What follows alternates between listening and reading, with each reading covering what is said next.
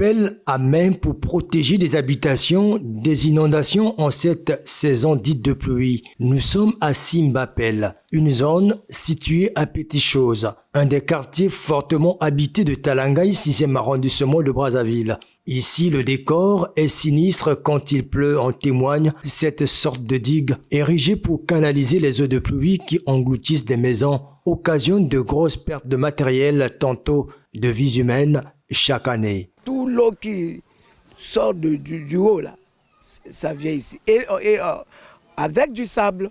Donc ça va de pair, et l'eau et le sable. Et quand ça a pris de l'ampleur, toutes mes maisons là étaient inondées. Je n'ai rien eu. Tout est parti. On a une crainte. Ça, ils sont en train de faire des digues pour se protéger vis-à-vis de la période qui s'amène. Certaines habitations se trouvent abandonnées, plus d'occupants. La zone n'est pas du tout habitable en saison pluvieuse. André Elenga est à la retraite depuis 20 ans. Souvent, il est contraint de déménager à chaque tombée de pluie. Il est déjà à son 2e acte de déménagement, mais il tient à sa maison, la seule d'ailleurs qu'il a pu construire quand il était encore actif.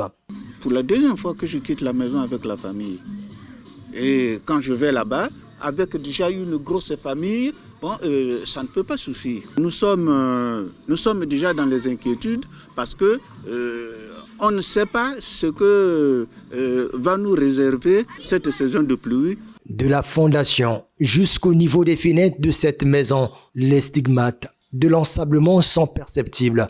Ce chef de famille a d'ailleurs vu l'année passée 3 jeunes étudiants habitant la parcelle voisine s'échapper de justesse à la mort après une forte pluie. Tous les documents de l'école, tout est là, tout est enfoui dans la terre. Je ne sais pas comment pour reprendre le recours. L'inquiétude, la peur gagnent de plus en plus de nombreuses familles à Brazzaville en cette saison de pluie, puisque plus la population s'accroît, la problématique d'urbanisation et de lotissement de la capitale n'est pas une urgence pour les autorités.